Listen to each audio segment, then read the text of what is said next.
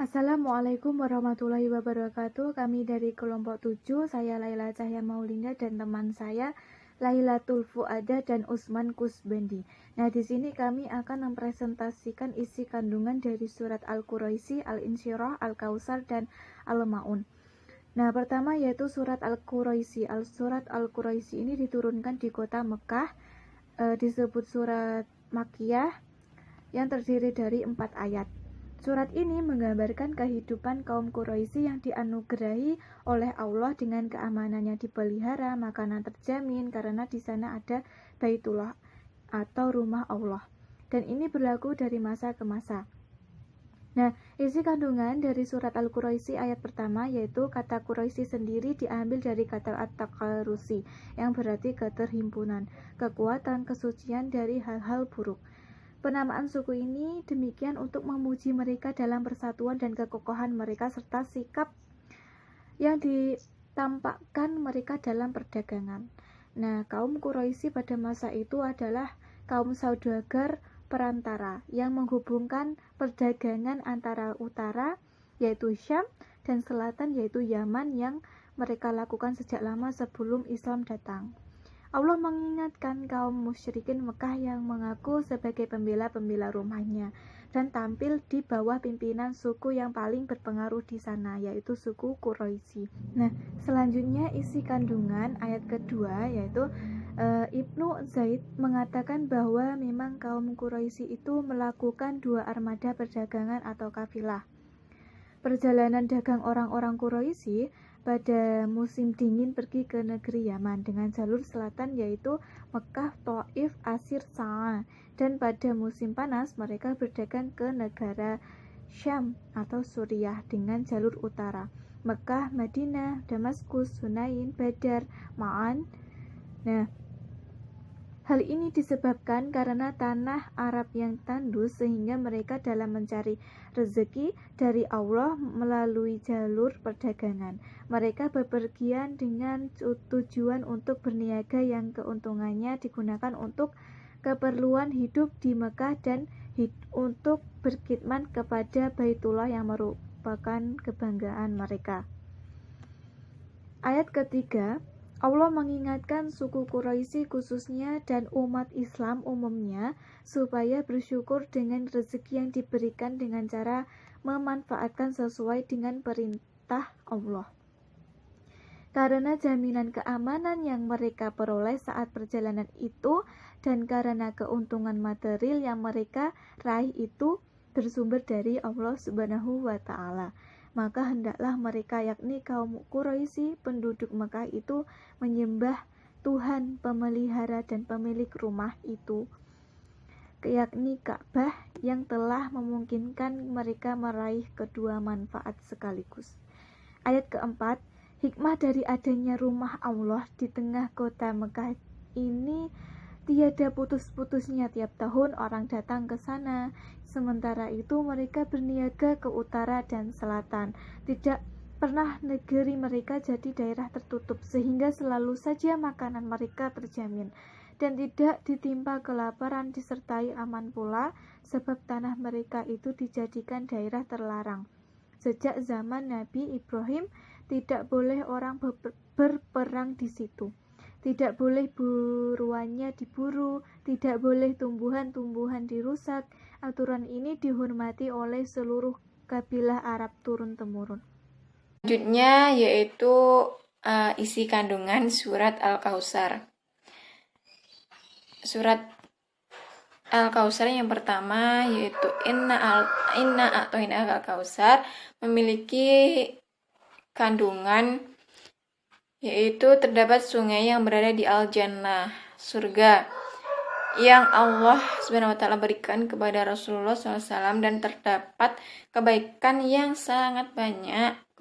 banyak diberikan kepada Rasulullah SAW, seperti dipilihnya Rasulullah SAW sebagai seorang nabi dan rasul, bahkan yang terbaik di antara para nabi dan rasul.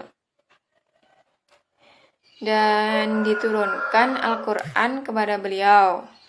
Ayat kedua yaitu fasholli li rabbika wanhar mempunyai isi kandungan yakni ada 2 ibadah yang diperintahkan dalam surat kedua ini, yaitu ibadah sholat dan ibadah kurban. Hubungan ayat kedua dan ayat pertama adalah bimbingan untuk bersyukur bagi yang diberi nikmat, yaitu Rasulullah kepada Allah SWT sebagai contoh bersyukur, dan bagaimana semestinya mensyukuri nikmat Allah, bukan hanya dengan ucapan saja, melainkan dengan amalan ibadah yang kita kerjakan setiap hari, mematuhi perintahnya dan menjauhi larangannya. Yang ketiga yaitu inna sani'aka huwal abtar, mempunyai isi kandungan, yakni orang-orang yang membenci dan memusuhi Nabi Sallallahu Alaihi Wasallam akhirnya yang terputus, dan tidak ada lagi penyebutan pujian untuknya setelah mati atau setelah mereka wafat. Mempunyai isi kandungan, yakni dari beban berat Nabi Muhammad SAW ada kenikmatan yang menghampirinya dan mendapatkan penghargaan seperti nama Nabi Muhammad SAW disejajarkan dengan Allah Subhanahu wa Ta'ala dalam kalimat syahadat. Seseorang tidak dianggap beriman bila tidak beriman kepada Nabi Muhammad SAW dan lain sebagainya. Ayat ke-5 dan ke-6 menjelaskan isi kandungan bahwa setiap kesulitan pasti ada jalan keluarnya, pasti ada hikmahnya, dan ada kemudahan yang menghampirinya. Ayat ke-7 mempunyai isi kandungan, yakni memerintahkan untuk mensegerakan ibadah sebagai rasa syukur atas nikmat dan sebagai rasa tawakal kepada Allah, memasrahkan usaha yang telah dilakukan. Ayat yang ke-8 memiliki isi kandungan, yakni kesyukuran akan lebih sempurna jika kita menjadikan Allah adalah tempat satu-satunya untuk meminta dan memohon serta berharap atas semua kemudahan yang kita alami, dan dipasrahkan semuanya kepada Allah Subhanahu wa Ta'ala.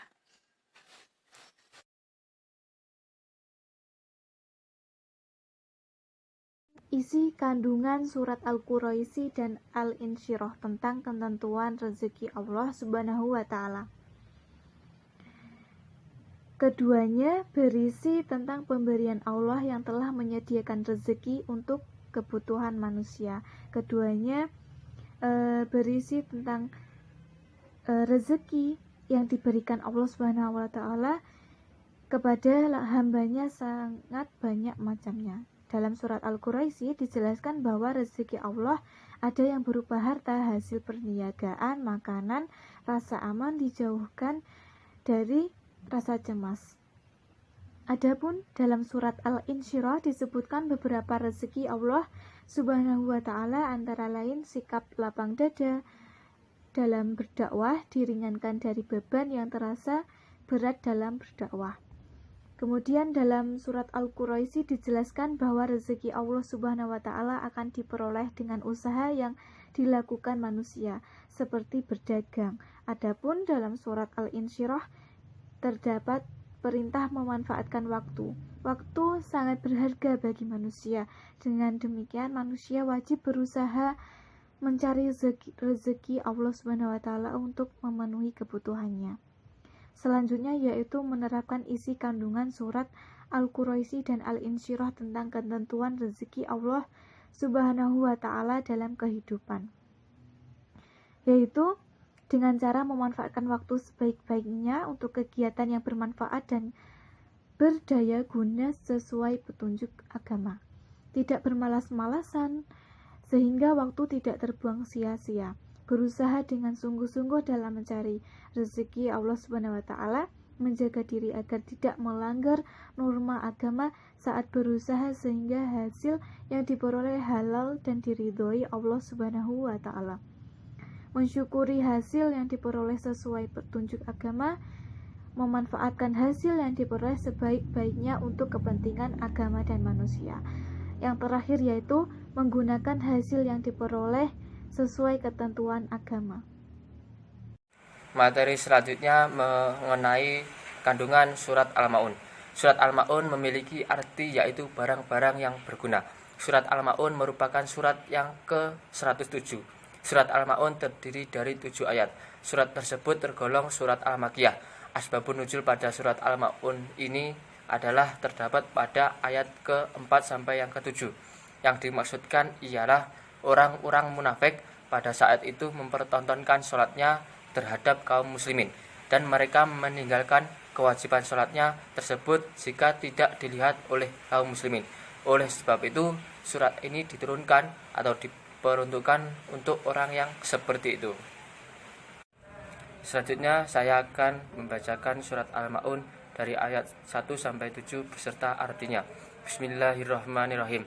Ara'aital ladzi yukadzibu biddin. Tahukah kamu orang yang mendustakan agama? Fadzarikal ladzi yad'ul yatim. Itulah orang yang menghardik anak yatim.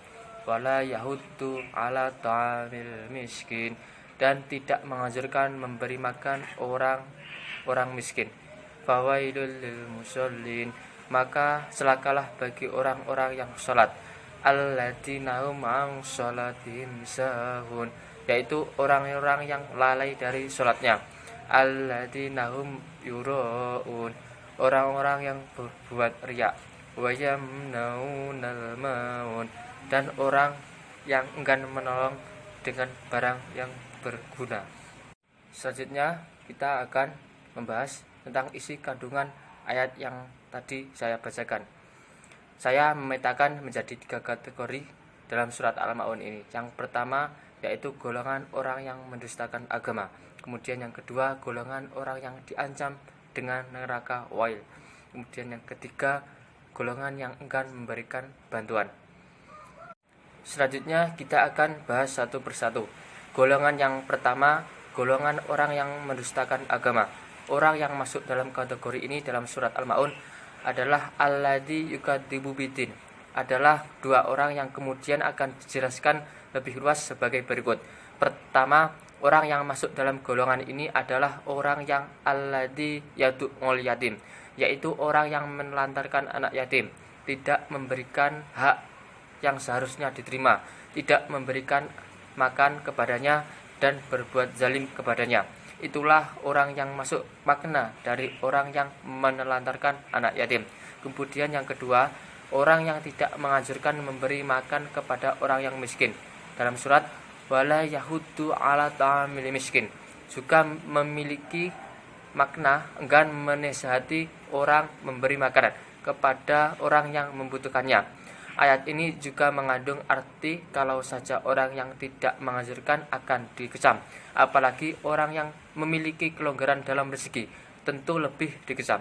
Orang miskin adalah orang yang memiliki pekerjaan namun tidak cukup untuk memenuhi kebutuhannya. Berbeda dengan orang yang fakir, yaitu orang yang memang tidak memiliki pekerjaan sama sekali. Selanjutnya golongan yang kedua, yaitu golongan orang yang diancam dengan neraka wail. Orang yang masuk dalam kategori dalam surat Al-Ma'un fawailul lil musallin adalah 2 orang yang kemudian akan dijelaskan sebagai berikut. Pertama, orang yang lalai mengerjakan salat. Dalam surat alladzina hum an shalatihim sahun, yaitu orang yang menunda-menunda pekerjaan salat sehingga waktunya habis. Mereka melaksanakan sholat tetapi di luar waktunya. Namun ada juga sebagian yang mengartikan bahwa maksud dari surat di atas adalah mereka adalah orang yang tidak mengerjakan sholat. Kemudian yang kedua, orang yang ingin dilihat dalam surat alladzina hum yuraun, yaitu orang yang memamerkan sholatnya di depan orang lain, bukan bertujuan untuk mendapatkan pahala dan terhindar dari siksaan Allah Subhanahu wa taala. Mereka adalah orang-orang yang munafik dan yang menampakkan diri sebagai orang yang muslimin pada zaman Rasulullah SAW. Demikian juga menerangkan bahwa maksud surat di atas adalah orang yang munafik. Yang ketiga, golongan orang yang enggan memberikan bantuan. Dalam surat Al-Maun, wa yamnaunal maun, yaitu orang yang enggan memberikan bantuan kepada orang yang membutuhkannya. Maksudnya di sini adalah orang yang tidak mau menolong dalam bentuk apapun, sebagaimana juga ia tidak mau menunaikan zakat. Oleh karena itu, sehingga tidak mau menunaikan zakat, maka dikecam oleh Allah Subhanahu wa taala. Dalam surat ini juga dijelaskan 4 sifat orang yang munafik.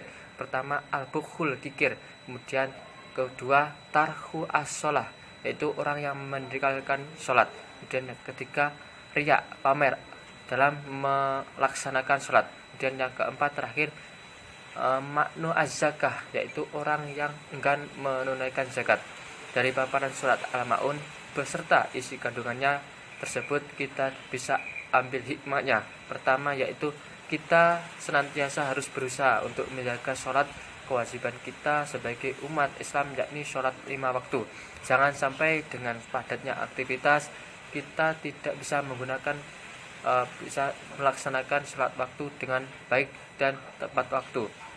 Kemudian yang kedua, kita berusaha melakukan perbuatan dengan ikhlas tanpa dasar riya atau sombong. Perbuatan yang didasarkan dengan riya bukan mendatangkan pahala, melainkan mendapat dosa, dan perbuatan kita akan sia-sia.